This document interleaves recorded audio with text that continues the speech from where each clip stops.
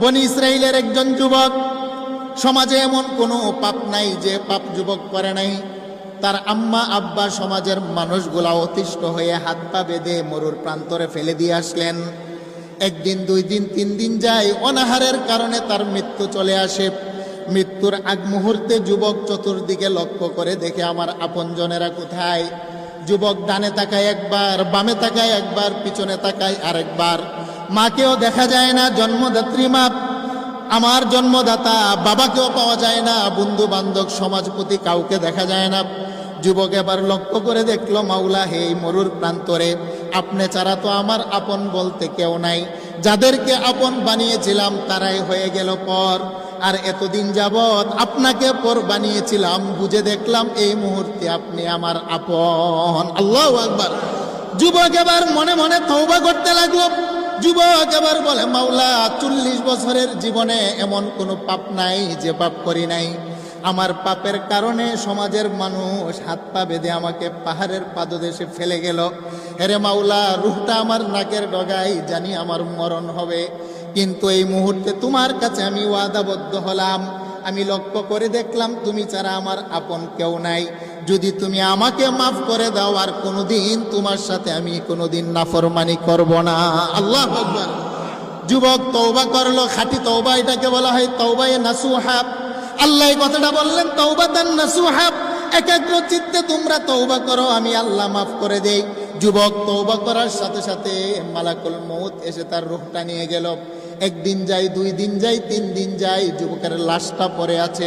সমাজের কেউ তাকে গোসল করায় না, কাপনও পরায় না, দাফন দেয় না, জানাজার নামাজ পড়ানোর জন্য কেউ আসে না।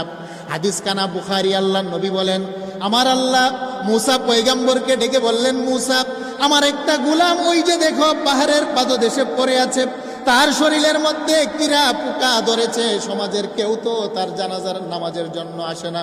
হেরে মুসা, নিজ হাতে কূপ থেকে পানি উঠাইয়া গোসল দিবা।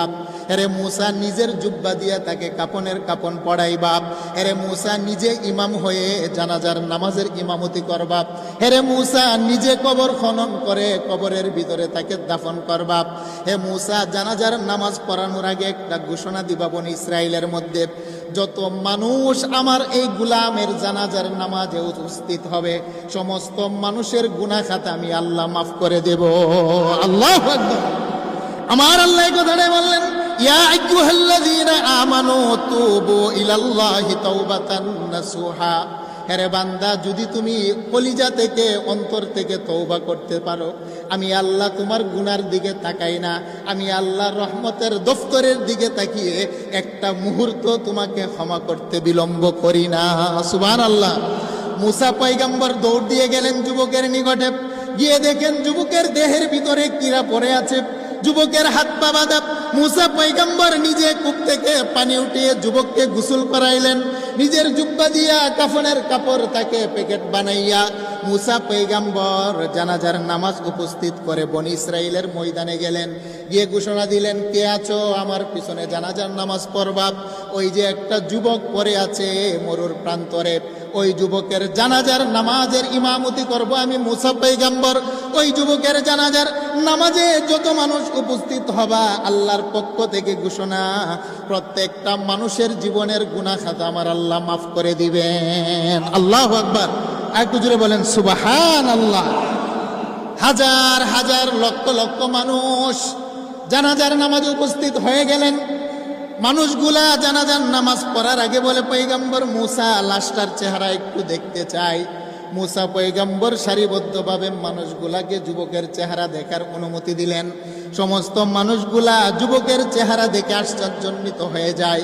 তারা বলেন, মুসা, এ তো আমার ভাই অপরাধী, তাকে তো আমরাই ফেলে দিয়ে গেছি। বাবা বলে, মুসা, সে তো আমার সন্তান, এমন কোনো অপরাধ নাই, আমার সন্তান করে নাই, তার অপরাধের কারণে অতিষ্ঠ হয়ে আমি বাবাই তো সন্তানকে এখানে হাত পা ফেলে দিয়ে বেঁধে ফেললাম। বন্ধুরা বলে, মুসা পয়গম্বর, সে তো নাফরমান, সে তো হলো অপরাধী, তার জানাজা পড়ার জন্য আপনি কেন আমাদেরকে ডাকলেন, আর আল্লাহ কেন ঘোষণা দিল? মুসা পয়গম্বর আশ্চর্যান্বিত হয়ে তুর পর্বতমালার উপরে দাঁড়াইলেন। দাঁড়িয়ে বলেন, মাওলা, আমি তো বুঝে আসে না, একটা নাফরমান বাবা তার পাপের সাক্ষী দেয়, বন্ধু বান্ধব তার পাপের সাক্ষী দেয়, তারপরেও কেন তার জানাজার নামাজ পড়াইলে আপনি গুনাহ মাফ করবেন? আমি আপনার একজন নবী, আমাকে কেন পাপিষ্ঠ ব্যক্তির জানাজা পড়ানোর অনুমতি দিলেন? আল্লাহ বলেন, মুসারে প্রশ্ন করো না, মানুষগুলা তো সমাজের মানুষ তার পাপ দেখেছে, জীবনের শেষ লগ্নে এসে তওবায়ে নাসুহা যে অন্তর থেকে করেছে, সমাজের মানুষ তার কলিজার খবর দেখে নাই। আল্লাহু আকবার বলেন। আল্লাহ বলেন, মুসা লা তাখুযুহু সিনাতু ওয়ালা নাওম। মানুষ পাপ করার পরে ঘুমিয়ে যায়, মানুষ কি পাপ করছে সে নিজেও জানে না। আরে মুসা, সকালবেলা পাপ করলে বিকাল পর্যন্ত আমি আল্লাহ অপেক্ষা করি, বিকালবেলা পাপ করলে ফজর পর্যন্ত আমি আল্লাহ অপেক্ষা করি। মানুষগুলা ঘুমিয়ে যায়, লা তাখুযুহু সিনাতু ওয়ালা নাওম। আমি আল্লাহ কিন্তু ঘুমাই না, আমার তন্দ্রা নাই। বান্দা কখন এসে আমার দরবারে নক করে, সেই জন্য তওবার দরজা খোলা রেখে আমি আল্লাহ জাগ্রত থাকি। আল্লাহু আকবার। তুবু ইলাল্লাহি তাওবাতান নাসুহা। হে মুসা, তার মা বাবা আত্মীয় স্বজন হাত পা বেঁধে যখন মরর প্রান্তরে ফেলে দিয়ে গেল, যুবক এদিক সেদিক তাকিয়ে দেখে তার আপনজন কেউ নাই।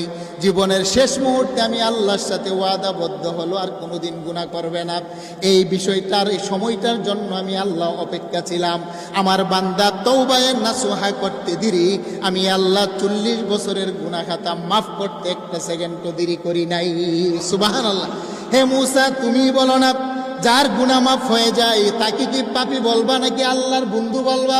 কারণ যার দেহের ভিতরে গুনাহ নাই সে হলো আল্লাহর ওলি, সে হলো আল্লাহর বন্ধু।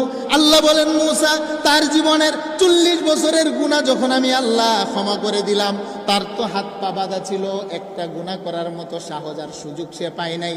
তাকে মাফ করার পরে আমি আল্লাহ উলির দফতরে তার নাম উঠিয়ে দিলাম।